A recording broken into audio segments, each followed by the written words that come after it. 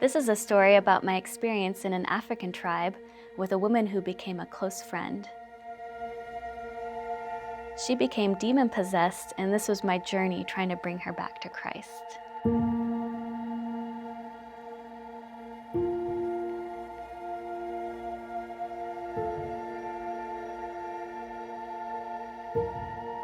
I first met Kaliya when I cared for her premature baby. She's a beautiful young lady, late 20s, gorgeous smile, very shy and quiet because she has hearing loss, so I think it keeps her a bit separate from the world when she can't hear people very well. She delivered early in our mission hospital, and the doctors asked if I would get involved and help this baby have a better chance of survival.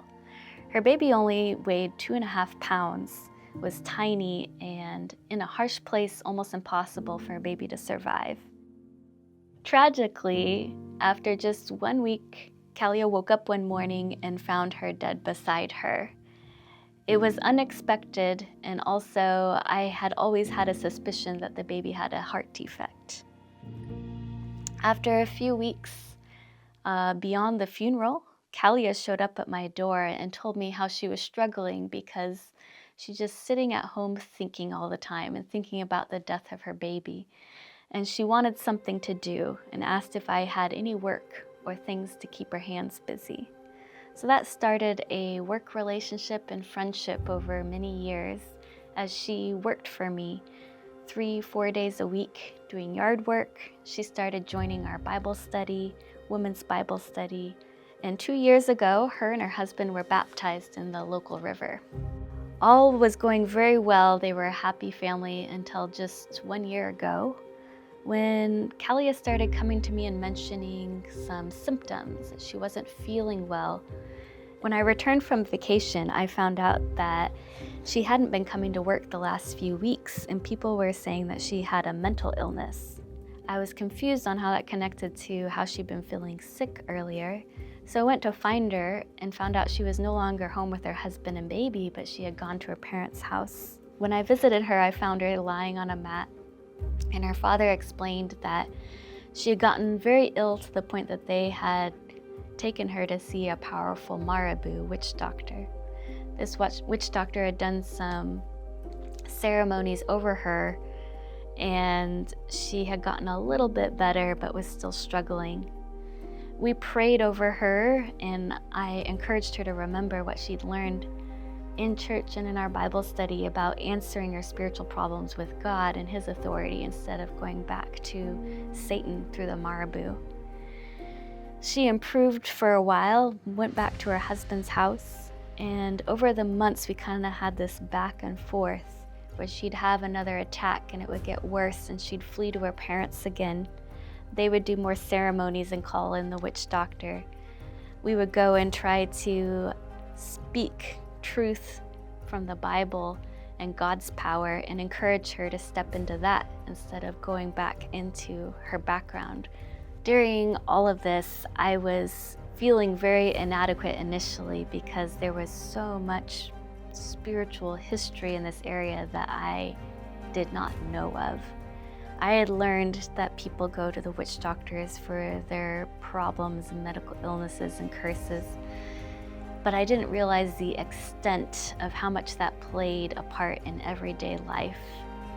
And as I was trying to piece apart what was really going on with her and why she kept falling back into it, despite her desire to follow Christ, I started asking questions and finding out that her father was the high priest of an idol that they worship in a forest.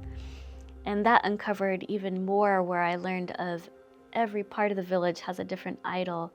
The water where the bridge goes over has an idol spirit in the water. In the ground, in this dusty area, there's an idol in that ground, and they all have different names and different powers. I had never realized this before. When I would ask my local friends, it's been 5 years and you've never shared this with me, why? And they said, well, Allie, you just didn't ask us. You didn't ask the right question. To them, it's just an everyday part of life. How could you not know about it? I'd talk with my local friends And they described things in their own lives and things that their family was doing right now, even in this day. And I was shocked by the level of spiritualism that was still happening. And John told me once, Allie, don't you realize maybe in 100 Christians, you might find just one that doesn't do all those spiritual practices still. Everybody still does it. And I was overwhelmed by this thought that here you have my host tribe that is supposed to be the Christian tribe. I'm there to connect with the Fulani Muslims, but even in this Christian tribe, spirit worship is still so strong and is holding the people back from a full, loving relationship with God. As I continue to work with Kaliya, with my deliverance ministry team, Joanna and Chaplain John, we had meeting after meeting with her when she would express a desire to come back to God and try to give authority back to Him. And we'd work through her background, we'd work through things that her family had done in the past, and blood pacts and ceremonies they'd done to try and find these strongholds that Satan might have over her life. But it seemed like every step forward we'd take, her family would come and pull her 2 steps backwards again. And in the end, Kaliya's parents really took full control over her. And one day her husband came to me and told me that Kaliya's mother was spreading this rumor around the village and also to Kaliya that I had been doing magic, and that's why I was rich. And so my magic had been rubbing off on Kaliya because she had been working for me, and that is what had made her ill all this time. So she convinced Kaliya that I was the source now of all that was going wrong for her, and she cut off all communication with me. And that made me heartbroken. This is a woman that I have spent 5 years of my life with. We've held her baby together. We've cried over her loss together. We've worked together. We've laughed together.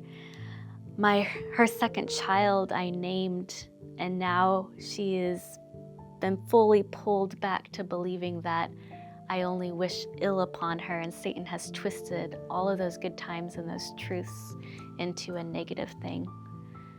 This experience with Kaliya has struck me in a huge way because it has helped me to realize the vast work and need that is still out there. In my area, there's just so much more that needs to be done to show people how God is all-powerful, how He can completely banish Satan from their lives, and how Satan doesn't need to have these holds on them anymore and convince them that they have to follow all his rules.